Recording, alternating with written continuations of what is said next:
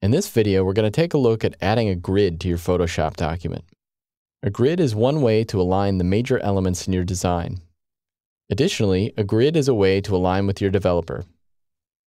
Developers often use grid systems to set up their HTML and CSS.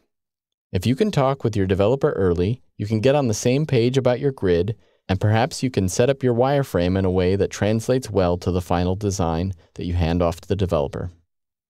Simple Grid is one of the systems used by developers. It's an easy way to add a grid to the site, going from 1 column up to 12 columns. So inside Photoshop, let's go up to File and choose New. Make sure you're using the Web preset and click OK. And to show the grid, let's go up to View and choose Show Grid. And let's change the default display of the grid. We'll go up to Photoshop and choose Preferences, Guides, Grid, and Slices. You can find the preferences under the Edit menu in Windows. Now, the default here is 1 grid line every 1 inch, and then 4 subdivisions in between. Let's change that to pixels.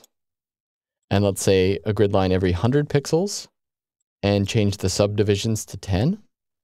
And we can actually just move the preferences down and see that Photoshop has already refreshed this for us. So we see exactly what that looks like.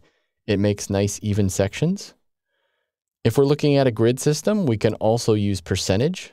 So if I change pixels to %, and suppose I'm using the really common standard of a maximum of 12 columns, I could do the math and divide 100% by 12 and get approximately 8.33%. And if I move that down, you can see we now have a 12 grid setup. So I'm just going to click OK.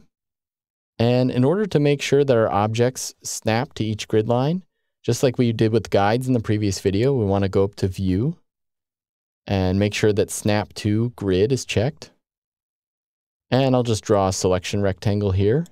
And you can see as I move it around that not only does it snap to every major grid line, it snaps to all the subdivisions as well. That'll make sure that our elements are nicely aligned because we can't help but stay on the grid. In the next video, we'll take a look at adding shapes to the document.